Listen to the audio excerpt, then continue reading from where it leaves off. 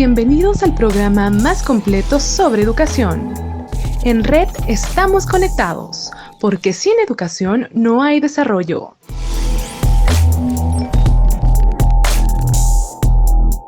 Inicia el radar educativo. Esta semana tenemos como invitado a Mariano Jabonero Blanco, secretario general de la Organización de Estados Iberoamericanos. En su trayectoria profesional ha desempeñado puestos como pedagogo en el Ministerio de Educación de España, inspector de educación en la ciudad de Barcelona y Madrid, director provincial en la provincia de Toledo y como director en el Ministerio de Educación de España durante 10 años. Ha trabajado como consultor y experto en educación en la práctica totalidad de países de América y España, con UNESCO, PNUD, OEA y OEI, así como en programas de la Unión Europea. Hola amigos y amigas, estamos nuevamente en Red, esta vez conectados con Mariano Jabonero. Ustedes ya han escuchado su presentación, el secretario ejecutivo de la Organización de Estados Iberoamericanos. Bienvenido, Mariano, a este programa que aborda temas relativos a educación y la relevancia de esta en los procesos de desarrollo. Buenas tardes en España, buenos días en Ecuador. Una primera pregunta, ¿cómo está la situación en España? ¿Cómo están viviendo esta pandemia? ¿Qué está pasando ahora que terminan las vacaciones de verano? Bien, la situación, muchas gracias Augusto en primer lugar y muchas gracias por contar con nuestra colaboración y participación en este programa y como siempre desde la OI estamos abiertos a compartir información, experiencias, conocimientos y dudas, también muchas veces dudas que son muy importantes de compartir.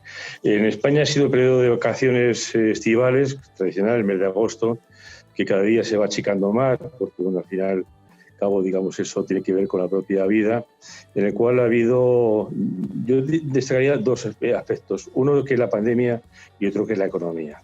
Creo que en todos los países es el debate, el binomio pandemia-economía. La pandemia en España fue muy fuerte, los países más fuertes del mundo, empezó en el mes de marzo, hubo una reacción de confinamiento muy drástica, muy agresiva, que vivimos y sobrevivimos de la mejor forma posible. Y los resultados de ese confinamiento fueron muy positivos. De repente, en muy poco tiempo, empezó a caer la curva de forma drástica y nos pusimos muy contentos. Todos tan contentos como nos pusimos y tan alegres como que salimos a la calle, como que ya no ocurría nada. Pero el virus, el bicho estaba por ahí y cobró venganza ante la alegría un poco irresponsable de mucha gente.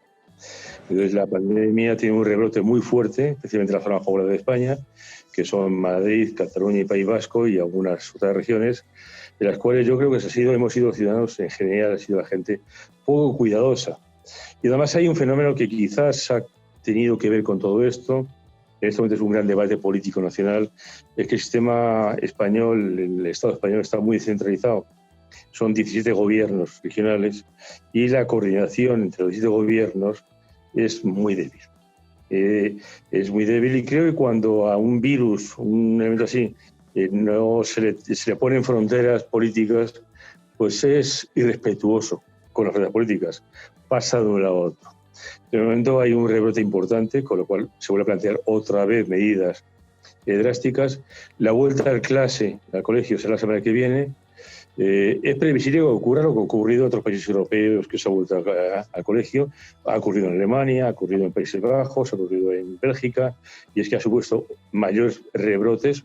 Que claro, los niños y las niñas van a compartir espacios de una forma u otra, y lo cual supone, digamos, un cierto impacto social. Desde el punto de vista económico es un desastre sin paliativos, es un desastre que vivimos todos. América Latina está viviendo la mayor recesión económica desde la crisis del 1919, imagínense. Y en Europa estamos con caída del PIB del 18% en el caso de España, del más del 20% de Inglaterra. Son situaciones económicamente, yo calificaría casi de trágicas. Pongo un ejemplo muy gráfico que todo el mundo conocerá muy bien. España es un país líder turístico mundial. El año pasado recibimos 82 millones, creo recordar, de turistas. Y este año, si ya gana 800.000, pues serán muchos.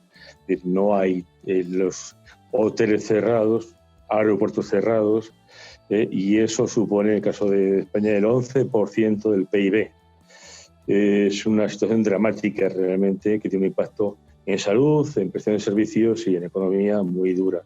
Esto va a costar... Mariano, en la Unión Europea se ha aprobado la posibilidad de financiamiento justamente para buscar una suerte de reactivación. Lo que se piensa o lo que se ha anunciado para España, ¿cómo va a impactar? ¿Es parte de una solución o es ya la solución? ¿Cómo ves tú? Yo creo que es una buena parte de la solución.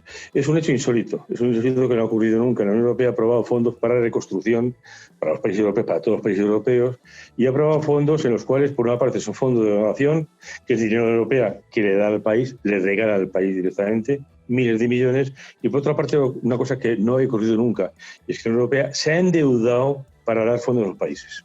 Luego, hay una parte que es fondo perdido y otra parte que es deuda, que se hace para reflotar la economía de países, aquellos que más han sufrido el impacto de la pandemia, que han sido fundamentalmente España, Italia, Francia. Eso va a ser una buena parte de la solución, pero yo creo que no es toda la solución posible. Creo que es más que una ayuda, es una enorme ayuda. Pero sobre todo, manifiesto una reacción comunitaria, cuando decimos comunitario, nos referimos a la Unión Europea, que es una reacción comunitaria nueva, y es llegar a endeudarse para apoyarse a sí mismo. Es algo que está ahí a tener en cuenta y que yo creo que es un muy buen ejemplo. Ahora, Mariano, la crisis sanitaria, la pandemia, nos llevó evidentemente a una crisis económica inédita en nuestros países. Y esto probablemente va a llevarnos también a una crisis educativa que aparentemente busca una respuesta que no encuentra. Y escucho algunos ministros de educación, sobre todo de la región, actuar como que deberíamos esperar que una especie de milagro ocurra y reaparezca, resurja como por arte de magia la vieja normalidad. ¿Eso va a suceder? O sea, ¿vamos a estar de vuelta a la normalidad? ¿O qué deberíamos hacer? ¿Qué es lo que deberíamos hacer para paliar esta crisis educativa? No creo en ella. Vamos a ver, la crisis educativa es una crisis estructural, histórica y gravísima. Y creo que eso todos lo estamos viviendo de una forma directa o indirecta. Después de la crisis sanitaria, es quizás la segunda crisis en los temas sociales, de política social, más grave, aparte de la económica. El secretario general de Naciones Unidas, Antonio Guterres, ha dicho que es el mayor desastre educativo de la historia. Y creo que es una cuestión que es real. 180 millones de niños y niñas se han ido de la escuela. 180 millones que han perdido atención educativa presencial. Y de ellos, más de la mitad no tienen ninguna otra atención educativa a distancia porque no hay posibilidad para ello. Están, digamos, incomunicados de forma digital. Todo eso supone pérdida de aprendizaje, que nosotros hicimos un estudio en la OI, una investigación, en la cual 3 meses de pérdida de escolaridad supone una pérdida mínima del 10% de aprendizaje. En algunos países de la región va a estar 1 año de pérdida de escolaridad, con lo cual es una destrucción de conocimiento bíblica, directamente. Entonces, yo creo que hay una lógica de algunos que se plantean, es que salimos de una normalidad, pasamos a la crisis, pero no ocurre nada porque dentro de poco tiempo volveremos a la nueva normalidad. Ojo con el concepto. Es como si cuando ocurre un huracán en Centroamérica, pasa el huracán, se limpian las calles, se plantan los árboles, se tapan los tejados, los niños han faltado a la escuela 8 días, vuelven a la escuela y bueno, no es que no ha ocurrido nada, sí ha ocurrido, pero todo esto se ha corregido rápidamente. No es así. En primer lugar, la normalidad anterior era absolutamente imperfecta e injusta. Teníamos unos rendimientos educativos lamentables, diría yo, en términos de calidad y de equidad.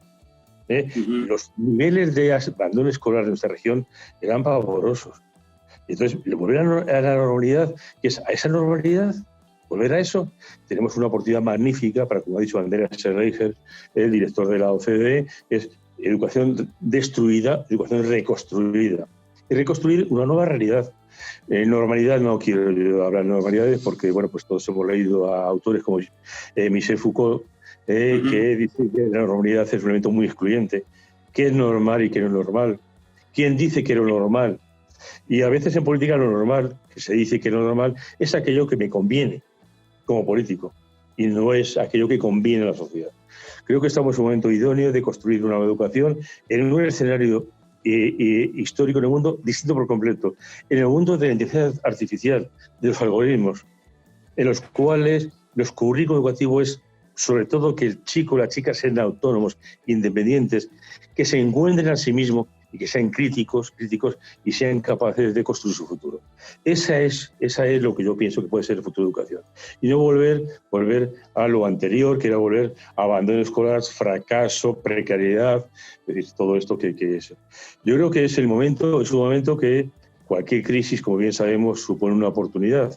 Y creo que tenemos una oportunidad de oro para construir modelos educativos muy distintos, mucho más justos, más equitativos y de mayor calidad para la región. No debemos de volver a lo anterior, debemos de pegar un salto cualitativo y las circunstancias de reconstrucción, pues yo creo que aconsejan y posibilitan que sea así. Ahora, en esta gran oportunidad de romper con el convencionalismo educativo, que efectivamente, como tú bien sostienes, implicaba exclusión y además era muy poco eficiente en términos de resultados de aprendizaje. América Latina, aquellos países latinoamericanos que eran evaluados por PISA siempre estaban absolutamente rezagados en relación a los que obtenían resultados positivos o los primeros resultados como Finlandia, incluso Corea del Sur, más allá de las diferencias de modelo educativo que tengan. Pero en definitiva estamos frente a una gran oportunidad. En este replanteamiento del modelo educativo, indiscutiblemente se deberán utilizar como criterios fundamentales el mayor aprendizaje autónomo del estudiante, una fuerte tutoría docente, la corresponsabilidad de la familia en el proceso, y se utilizarán herramientas digitales, tecnología. La CEPAL nos acaba de sacar un estudio en donde dice que para dotar de conectividad y de hardware y software a los estudiantes en América Latina se requería alrededor del 1% del Producto Interno Bruto, una inversión del 1%. ¿Tú ves esto como factible? O sea, primero, la pregunta, o sea, ¿tú crees que en este nuevo paradigma, en este nuevo modelo educativo, la tecnología debe jugar un rol fundamental? Y lo segundo, ¿es posible posibilitar que todos los estudiantes tengan acceso a las tecnologías y conectividad para que sea factible este nuevo modelo pedagógico? Sí, creo que lo que apuntas, Augusto, es acertado. En primer lugar, el modelo anterior era un modelo que se caracterizaba por dos elementos negativos, la falta de equidad y calidad. ¿Qué es lo que supone la falta de equidad y calidad? La falta de equidad supone fundamentalmente el que haya elitismo y que haya un modelo educativo desigual, un modelo, digamos, inequitativo, supone que privilegia a unas élites y castiga al resto de ciudadanos. Un modelo que, si con falta de calidad, es un modelo populista paternalista, que dice, bueno, no te esfuerces que te voy a dar el título, tranquilamente. Si tienes competencia o no, es igual. Populismo paternalista, digamos que es una condena al ciudadano prácticamente. Pues hay que superar eso. Lo que dice CEPAL, y lo que dice CEPAL lo comparto en muy buena parte, porque además su secretaria ejecutiva es muy buena amiga y trabajamos muy conjuntamente la OI con la CEPAL, es algo que no es ningún sobreesfuerzo.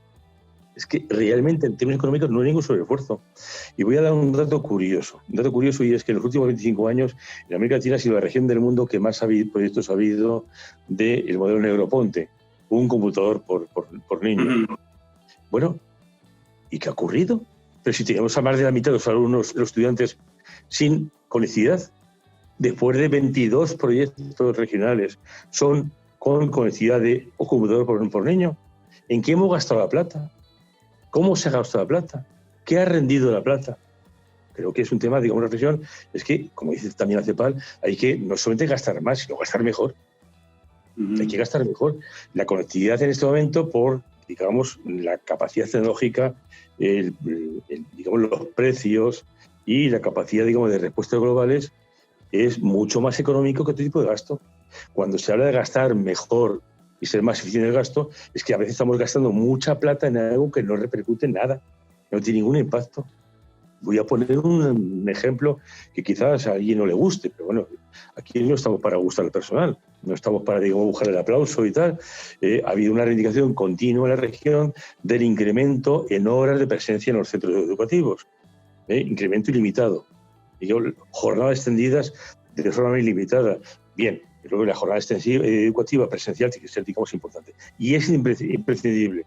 Sin embargo, alargar la jornada mucho más tiempo tiene un coste muy por encima de los beneficios que aporta. Y eso está demostrado de forma empírica. Yo creo que es un tema a tener en cuenta. El tema de conectividad, lo que dice CEPAL del 1%, yo creo que incluso puede ser menos. Segundo lugar, si nos unimos todos y creamos una salida multilateral a esto, podremos, y ojo, lo voy a decir en términos muy comerciales, negociar con los grandes proveedores, las grandes empresas, mejores precios. Es un tema importante. Y eso incluso a mí me está llegando en este momento peticiones de hacerlo conjuntamente con organizaciones, digamos, de cooperación internacional, como son Unión Panafricana, Unión de los Países Islámicos, Unión Asiática, de unir las organizaciones multilaterales regionales para conseguir que todo esto pueda ser negociado en mejores condiciones en beneficio de las economías y de los ciudadanos de nuestros países. Creo que ahí tenemos que tener, digamos, un criterio de eficiencia y manejarlo en una negociación de cómo proveer de mejores servicios a nuestros países, después de que se ha gastado muchos millones, y nos encontramos con que más del 60% de nuestros estudiantes no tienen ni computadoras ni conectividad en sus casas. ¿En qué hemos gastado todo el dinero? Bueno, es posible, o sea, probablemente se necesita mucha voluntad política para hacer esto posible, pero o sea, desde la perspectiva técnica, digamos, de presupuestación, es factible hacer esto y se requiere efectivamente eficiencia. Uno. Segundo, si es que superaríamos las limitaciones tecnológicas y de conectividad, ¿qué pasa con nuestros docentes? Tenemos plantas de docentes que están listas para emprender en un nuevo paradigma educativo, o el esfuerzo de capacitación también tiene que ser enorme. ¿Cómo tú ves el estado de la planta docente? Sí, es uno de los problemas de las situaciones y las referencias típicas que se plantean con el mundo docente. Yo creo que el mundo docente en América en general ha hecho un esfuerzo notable, y pongo un ejemplo gráfico de ello. En los últimos años en la política educativa de América Latina ha sido cobertura, ha sido que todos los niños vayan a la escuela. El dato cuantitativo era lo que primaba, es que todos y todas las niñas fuesen a la escuela entre los 6 y los 14 años más o menos. Y se ha conseguido el objetivo de una parte. ¿Eso qué ha supuesto? Ha supuesto, digamos, construir muchas escuelas o tener mucho espacio disponible, que es un espacio físico directamente, y por otra parte contratar millones de maestros. Millones de maestros con unos niveles de formación inicial muy frágiles, muy débiles, incluso en algunos casos sin ninguna formación inicial. Hay muchos, no nos olvidemos, seamos sinceros, en primer lugar. Y eso ha supuesto que los rendimientos en calidad educativa en la región, en pruebas como TERCE y PISA, pues no han empeorado. Con lo cual, digamos, muchas gracias, señores docentes poco cualificados, porque han hecho un esfuerzo. En general han hecho un esfuerzo. O sea, la educación en la región no ha ido a peor en términos cualitativos. No ha ido a mejor tampoco, pero no ha empeorado. Con lo cual ya estamos, digamos, en un punto de partida. Segundo punto de partida, y es que el mundo docente tiene que seguir unos criterios que han funcionado, donde han funcionado las cosas bien. Y en primer lugar, atraer a los mejores. Y en el mundo docente todos somos conscientes de que los sistemas de educación superior pues es un sistema en el cual acceden no aquellos que tienen mejores competencias de la secundaria. Primero. Segundo, darles una sólida formación inicial, que no se ha dado. En tercer lugar, una formación en prácticas importante. Es una segunda parte de la formación muy importante. En tercer lugar, una evaluación como dice algún experto de educación de la región, por ejemplo el uruguayo Pedro Ravela, una evaluación con consecuencias. Porque evaluar para nada. En tercer lugar, un monitoreo y seguimiento permanente. Y creo que esos son una serie de elementos que han funcionado en aquellos países en los cuales ha mejorado notablemente la educación. Y no busquemos casos insólitos, y yo diría, además insólitos, exóticos.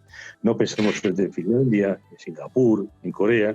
El país que más ha mejorado en calidad educativa de toda la Unión Europea es un país iberoamericano, que es Portugal. En Portugal, un país intervenido financieramente por la troika comunitaria porque entró en quiebra.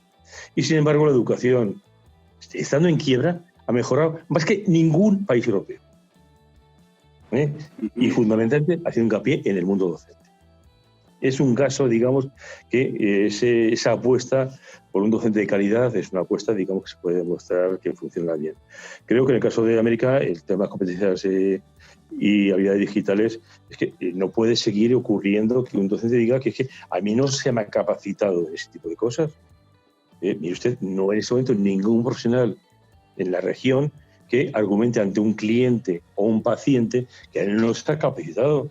Todo el mundo ha procurado incorporarse a un mundo digital. Hay un estudio dirigido en su momento por Francesc Pedró, actual director de IESAL, en su momento director de UNESCO de Políticas Sectoriales, que demuestra que los docentes de la región utilizan todos ellos para su uso particular competencias digitales. Para su uso particular. Mire, trabajemos en ese sentido también para el uso docente, para el uso educativo. Y ese estudio está ahí. Para el uso particular lo utilizan habitualmente. Y cuando llega al mundo educativo, el docente no lo utiliza. Tenemos un problema, digamos, y es que esas habilidades están ahí. Démosles, digamos, capacidad de aplicabilidad. Yo creo que el ámbito docente es un ámbito que exige un tratamiento muy especial porque es muy importante.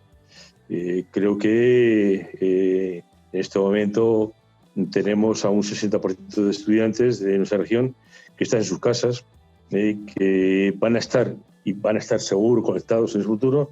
Esa previsión de CEPAL se va a cumplir. Seguro que se va a cumplir de aquí a muy poco tiempo y el docente no puede quedar al margen de ese mundo digitalizado que se va a producir.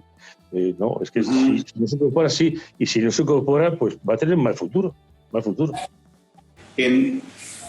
Mariano, una cuestión muy interesante. Efectivamente, el cuello de botella, digamos, para la transformación de los sistemas educativos está en la capacidad y en el nivel de la planta docente. Es decir, por más propuesta revolucionaria que puede existir, si no hay quien la implemente con los estudiantes, simplemente se queda en una buena idea. Eso es lo que ha pasado en todos los países que han logrado avances sustanciales en materia de calidad educativa. Pasó en Finlandia, pasa en el Asia, donde hay resultados del aprendizaje muy positivos en las evaluaciones. Y buena parte de todo este proceso no solo estuvo anclado a la formación y capacitación de la planta docente, sino que también esto implicaba una revalorización de la carrera docente, es decir, una revalorización en términos de pagar mejor a los docentes y de un reconocimiento social importante de lo que significaba ser docente. Tú acabas de mencionar a Portugal. O sea, Portugal efectivamente está teniendo muy buenos resultados. En materia de formación, capacitación y de reconocimiento de la carrera docente, ¿qué ha hecho Portugal para avanzar relativamente rápido en materia de calidad? Bueno, yo creo que el caso de Portugal es un caso de lo que sean las políticas sencillas. La palabra sencilla no equivale a simple. Ahí, digamos, de centrarse en temas que son realmente relevantes. Un apoyo al mundo docente muy claro por parte del gobierno.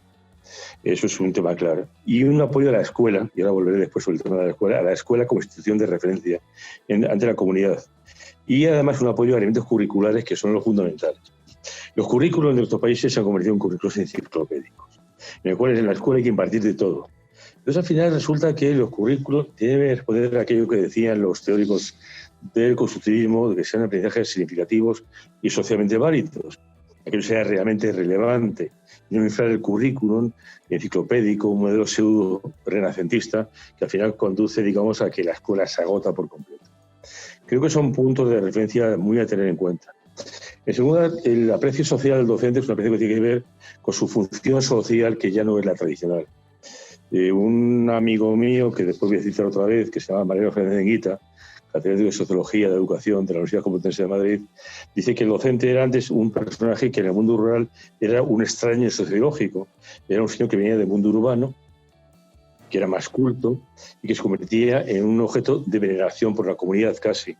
Hoy ya eso no ocurre. Y el docente o acredita competencia o no se reconoce. Estamos en un mundo mucho más igualitario. El docente en este momento, en el mundo rural o en el mundo urbano, es un profesional, en el cual, si hace bien su trabajo, se le va a valorar socialmente bien. Y si no, no va a ocurrir eso así. Segunda cuestión que en este tema quiero plantear. El docente es básico, fundamental. Pero como dice este amigo mío que cité antes, Mariano Fernández Enguita, yo soy de los que creo en más escuela y menos aula. Más escuela y menos salón de clase. El proyecto educativo es un proyecto de escuela, de colegio. Es un proyecto, digamos, complejo y que cuando la familia lleva a un niño a una escuela va al colegio Pepito Pérez, al colegio X. Y ese colegio significa pues, un proyecto educativo sólido, valorado y apreciado. Y el colegio de al lado puede ocurrir que no. Entonces, el proyecto educativo es proyecto de escuela, de colegio.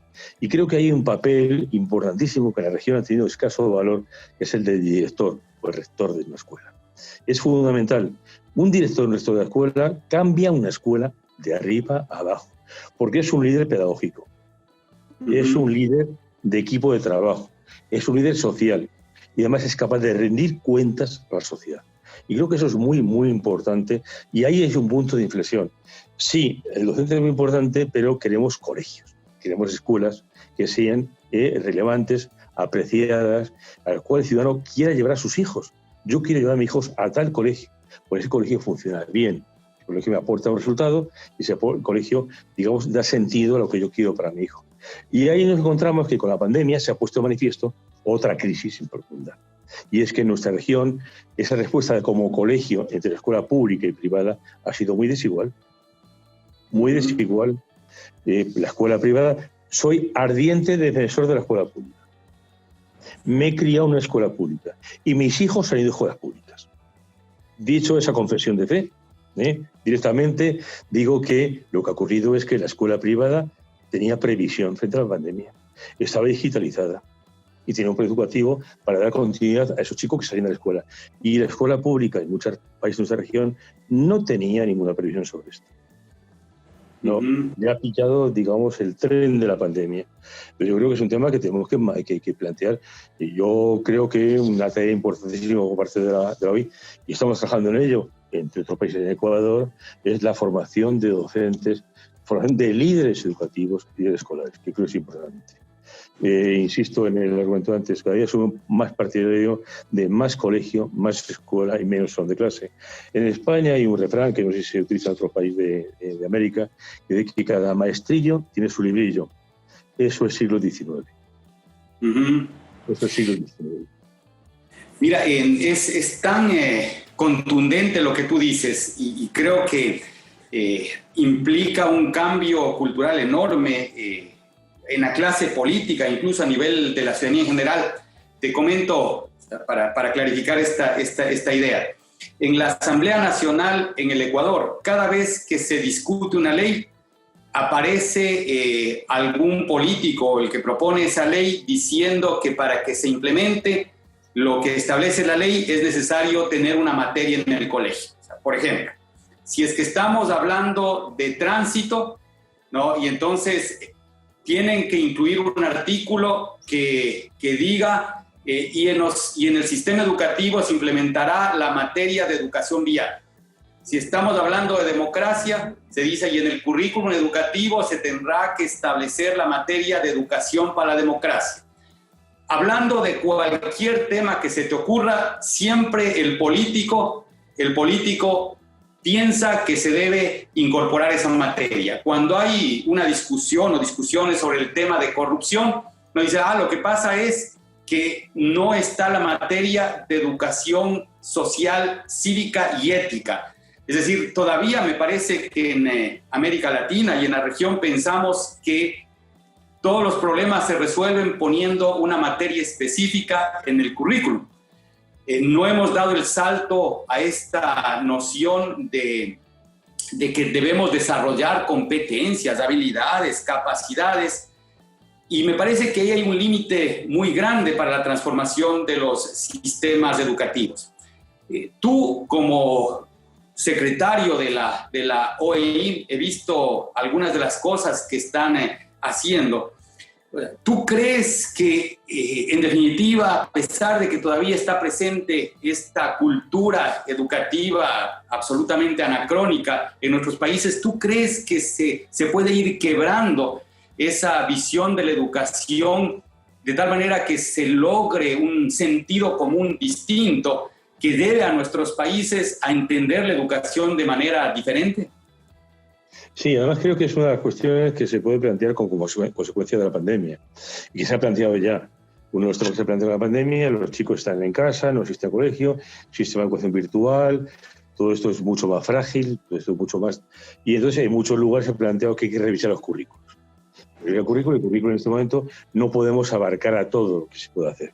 Hay cosas que sí se pueden hacer y otras cosas que no se pueden hacer. Y creo que es una de las cuestiones que se puede plantear en esa reconstrucción de la escuela. Ese modelo enciclopédico que decía yo al principio, ese modelo yo calificaría de víctima de demagogias políticas, en las cuales cuando los jueces no actúan correctamente en tema de corrupción, dicen no, el problema no es del sistema judicial, el problema es de la escuela. No, mire usted, señor juez, haga su trabajo, por favor. Y eso se le paga, usted juez. El problema del tráfico, que hay un alto índice de accidentes de tráfico, no, el problema no es la policía, no el sistema de tal, el problema de la escuela, tal y cual. La escuela ha sido, yo diría que excesivamente generosa y ha ido incorporando cosas que la sociedad ha pensado que la escuela es el receptáculo idóneo para trabajar sobre ellas. No puede la escuela con todo. No puede la escuela con todo. Hay una parte de eso que sigue la escuela, que son una serie de materias, de aprendizajes fundamentales, de unas competencias básicas que sí son de la escuela, y además a partir de ellas el chico o la chica va a construir su futuro muy bien. Y otras cosas son de otro tipo de entidades. En el momento de la pandemia, yo además lo he publicado hace poco, la sociedad se ha vuelto a mirar a 3 estamentos, con especial amor, lo cual está muy bien. Primero la familia. En la familia, la gente ha dicho, bueno, en la casa, familia, los padres, ¿qué hacen con los chicos en casa todos los días? Pues muy bien, pero apoyemos a la familia, demos recursos a la familia. Esas cosas, muchas de ellas son de la familia. Es una familia que ocurre, la familia se ha convertido en la clase media de la burguesía de la región, en los niños llaveros, que era un niño que llevaba la llave de la casa colgada del cuello, porque si iba al colegio, los papás estaban trabajando, volvía a abrir la casa, tenía una persona que le daba de comer o de cenar y tal y cual. No, la familia tiene su espacio, es un espacio de afecto y de conocimiento, muy fuerte. Segundo, el Estado. El Estado tiene que plantearse la función pública de educación de forma muy fuerte. Y tercer lugar, la cooperación internacional. Tenemos que ser más generosos en la cooperación internacional. Tenemos este proyecto de salida, es un proyecto del cual salimos juntos o no salimos. Es así de claro. Entonces creo que ahí en ese momento, en la escuela en ese momento determinado, es decir, digamos, poner límites. Yo llego hasta aquí, me corresponde esto, otro le corresponde a otros ambientes. Hay un tema que se ha trabajado poco en la región, que son ambientes no escolares de aprendizaje. Ambientes que son clubes juveniles, ambientes municipales, las municipalidades, ambientes de tiempo de ocio, en los cuales los chicos y las chicas aprenden muchas cosas de estas que en la escuela no hay tiempo y de estas que a veces la familia no es competente, no sabe cómo hacerlo. Y creo que ahí este tipo de movimientos juveniles son muy, muy importantes y se habían olvidado mucho en los últimos tiempos. Este tipo de lugares de convivencia, de chicos y chicas que iban el fin de semana, de clubes, de cívicos, de religiones, de municipalidades, que son muy importantes. La jornada escolar en unos países de élite de educación, esos países nórdicos que ponemos, son mucho más reducidas que en América Latina. Pero es que además después de esas jornadas reducidas hay otros lugares donde van los chicos. Otros lugares que van a compartir deporte, actividades lúdicas, música, juegos. Creo que ese es un tema que tenemos que plantearlo. Evidentemente, la escuela no es un receptáculo en el cual todo cabe. Cabe lo que cabe y lo que pueda asumir, y a lo cual le podemos exigir responsabilidades. Más allá de eso, insisto, la familia es un espacio privilegiado, la sociedad, el ámbito social, es muy importante, y la cooperación internacional, que debe ser más generosa de lo que está siendo últimamente. Conversábamos justamente antes de iniciar el programa, Mariano, sobre el tema de la cooperación internacional. Claro, y comentábamos de que hoy es tan fácil reunirse, tan fácil juntarse, se ven muchos seminarios vía web, los famosos webinars, en donde se habla de la solidaridad como el valor fundamental que debe emerger en estos tiempos de pandemia. Pero ¿qué tan efectiva está siendo esa discusión o ese debate? O sea, ¿realmente vivimos en un mundo que está cooperando más o vivimos en un mundo que va solucionando sus problemas de manera muy territorializada, sin mirar fuera de las fronteras de cada país? Sí, es un debate político muy complejo. En primer lugar, la cooperación internacional tiene que tener, digamos, por parte de los países, el sector de cooperación tiene que tener, digamos, un punto de referencia, y es el esfuerzo fiscal de los países. No es justo que los impuestos que pagan ciudadanos de los países vayan a actuar en países en los que sus ricos no pagan impuestos. Así de sencillo. Creo que es un tema que hay que tener ahí de fondo. En segundo lugar, lo que he dicho antes, y es que de una crisis como esta, o salimos juntos o no salimos. Y en tercer lugar, también estaría lo de invertir en aquello, y la cooperación invertir en aquello que es más eficaz realmente. Voy a decir un comentario tópico, pero quizás no sea necesario gastar tanto en consultorías, elementos secundarios, y más invertir en lo que sean políticas reales, operativas, a favor de la ciudad. Y en cuarto lugar, yo creo que se plantea, bueno, ha habido una reducción de la crisis del 2008, la famosa crisis de Lehman Brothers, la cooperación internacional se vino abajo por completo. Sin embargo, ha ocurrido un fenómeno que yo sería materia de tesis doctoral, porque se vino abajo en términos operativos en cuanto a aportación de recursos, de otro motivo, porque los países de América pasaron a ser países de renta media, lo cual es la trampa de la renta media, pero sin embargo el discurso de cooperación se mantuvo vivo. Y claro, se mantuvo vivo porque había un discurso totalmente retórico, vacío de contenidos. Quien opinaba de cooperación sigue opinando de cooperación con o sin plata. Y sigue opinando. Entonces yo creo que es un tema que no podemos en este momento asumir. No es justo, justo. Y si hablamos de cooperación hay que dedicarnos a hacer apuesta real por la cooperación. Yo voy a comentar, le voy a decir una anécdota de un presidente del gobierno español, Felipe González, que por cierto en su gobierno fue el gobierno que más apoyó para la cooperación en América Latina, con mucha diferencia, que un día en una sesión del Parlamento Europeo, el Parlamento Europeo logró una declaración que decía: el Parlamento Europeo inquieto por, alarmado por, y ya intervino él y dijo: dejen de estar preocupados, inquietos y alarmados y hagan algo. Creo que esa forma, hagan algo, porque todo eso es declaraciones, llamamientos, pues al final son juegos de salón prácticamente, no tienen mayor sentido. Creo que eso, yo lo hablo de esto desde la tranquilidad ética y de la OI, de el cual somos un organismo que trabaja sobre el terreno.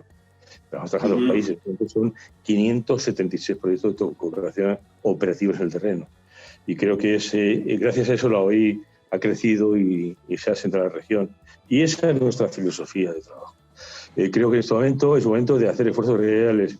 Reclamemos al Fondo Monetario Internacional que haya medidas a favor de la región, a la banca multilateral, al BID, a la CAF, a la Unión Europea, que haya realmente esfuerzo solidario, pero real, porque todo esto, ese 1% que decía Augusto, para digitalizar la escuela, ese 1% es que no es tanta plata, es que no es tanto. Y eso se puede afrontar de aquí a 2-3 años. Claro, hace falta un compromiso solidario, porque si no, bueno, pues la CEPAL hace su trabajo muy bien hecho diciendo que hace falta eso, hace falta alguien que después instrumente eso. Yo creo que ese es el reto de nuestro momento. Además, lo instrumente, y vuelvo al argumento de antes, y a lo mejor me estoy explicando muy en bucle, lo siento, y sea para un nuevo sistema educativo. De acuerdo. Para volver para atrás. No, mire usted, esto no puede seguir así. Creo que hagamos ese esfuerzo, hagámoslo bien, de forma eficaz, pero para salir, digamos, de esa supuesta normalidad. La normalidad era injusta y desigual. Ese es un poco el discurso. Teníamos, antes de la pandemia se había establecido la famosa Agenda 2030 en educación y hay objetivos de desarrollo sostenible planteados para el 2030. ¿Cómo la pandemia cambia esto? ¿Se mantienen vigentes? ¿Será posible alcanzarlos? ¿Cómo se ve desde Iberoamérica esta posibilidad? Pues yo creo que la Agenda 2030 se mantiene. Todos coincidimos en que es un objetivo a alcanzar. Creo que hemos dado un paso atrás porque hemos vuelto para atrás, estamos en una situación más complicada, estamos en peor situación y creo que el esfuerzo es seguir creyendo y apostando por la Agenda 2030.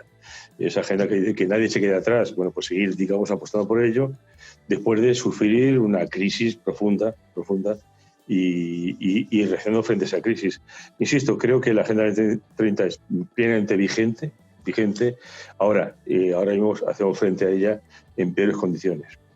Voy a hacer una referencia que es poco conocida en la región, lamentablemente. De América Latina, de nuestra Iberoamérica, se habla mucho y casi siempre reconociendo poco los esfuerzos de la región. Y eso es muy triste. En la antigua, previa a la Agenda 2030, que era todo el proyecto de, digamos, objetivo del milenio, la única región del mundo que cumplió esa agenda fue América Latina. La única del mundo. Ahora mismo supone un reto mucho más importante y ha supuesto un impacto negativo muy grave. Creo que la región tiene capacidad para volver a ser la única del mundo que pueda cumplir los objetivos. Y dicho eso, con todo el orgullo que tenemos que tener los iberoamericanos, que a veces nos falta un poquito de orgullo.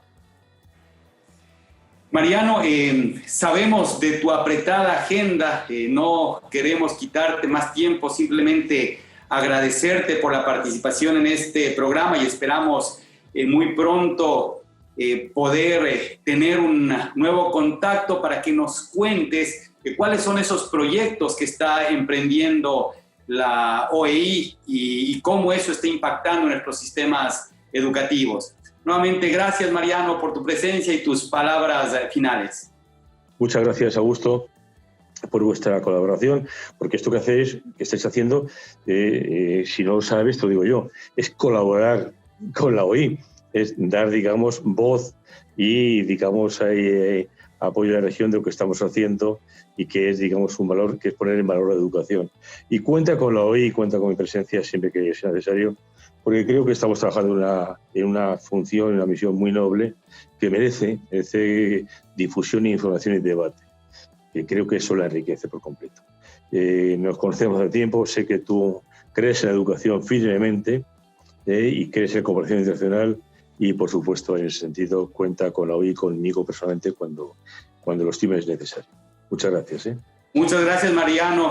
Muchas gracias, amigos y amigas, por haber estado en este programa.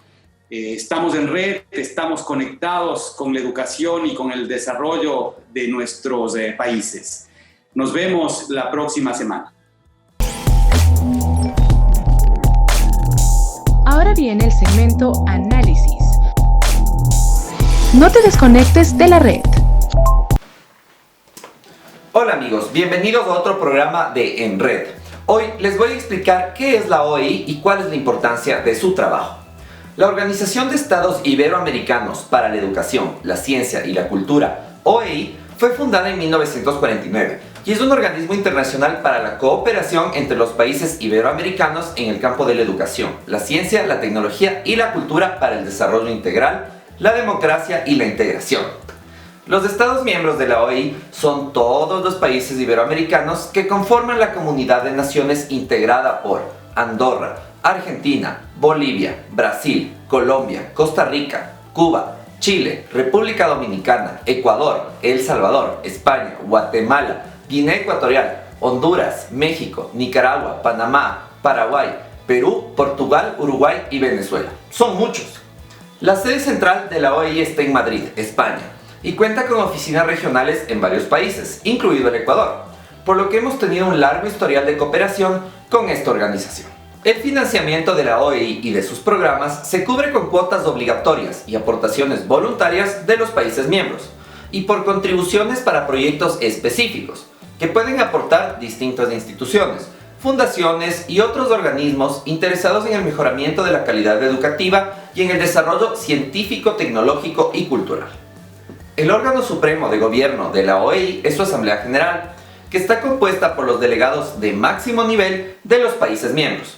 Es allí donde se deciden las políticas generales de la OEI y se elige al secretario general. Luego, hay un consejo directivo, que está integrado por los ministros de educación de los Estados miembros. Y luego está la Secretaría General, que es el órgano delegado permanente de la Asamblea General para la dirección ejecutiva de la organización. La OEI tiene varios objetivos muy amplios, pero en lo principal, su labor es el fomento de la educación, ciencia y cultura en Iberoamérica, asumiéndolas como instrumentos para la integración. En materia de educación, en el Ecuador, la OEI ha colaborado en una gran cantidad de proyectos, en coordinación con el Ministerio de Educación. Esto es sumamente importante, pues procura una uniformidad regional en la política pública. Entre sus últimos proyectos en el Ecuador está, por ejemplo, la constitución del Instituto Ecuatoriano GeoGebra, IEG, que ha sido impulsado desde el año 2018 por la Universidad Nacional de Educación, UNAE, con el apoyo de la Organización de Estados Iberoamericanos y el Ministerio de Educación del Ecuador. Varios de los programas de la OEI en Ecuador están orientados a promover el acceso de estudiantes y docentes a la educación de cuarto nivel o a programas de capacitación específicos. Es así que la Organización de Estados Iberoamericanos y la Universidad Laica Eloy Alfaro de Manabí, ULEAM, dentro del programa de movilidad denominado Paulo Freire, han enviado a 26 estudiantes ecuatorianos de distintas carreras de docencia a México, Chile y República Dominicana desde el 2016 para que culminen sus estudios. La educación intercultural es otra arista importante del trabajo de la OEI. Es así que, con el objetivo de construir y fortalecer el Plan Nacional de Etnoeducación, se realizaron encuentros regionales que permitieron recopilar recursos educativos de autores afrodescendientes para levantar un repositorio digital a disposición de la comunidad educativa. Este plan está basado en propuestas de diferentes líderes, quienes resaltan la identidad, tradiciones, cultura y costumbres del pueblo afro para la conformación de la etnoeducación en el Sistema Nacional de Educación del Ecuador.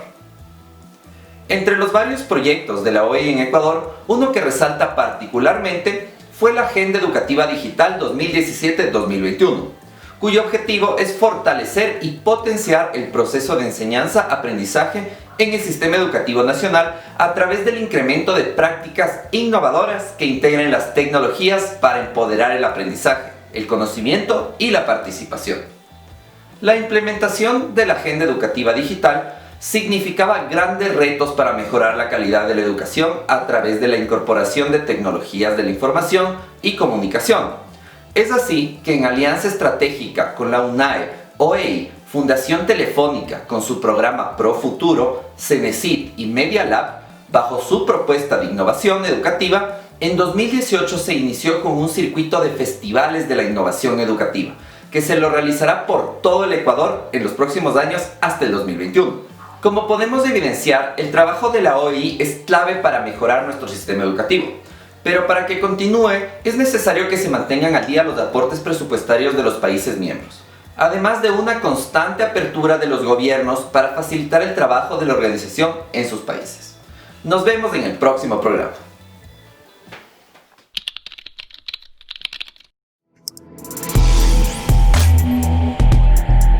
Nos vemos la próxima semana en Red.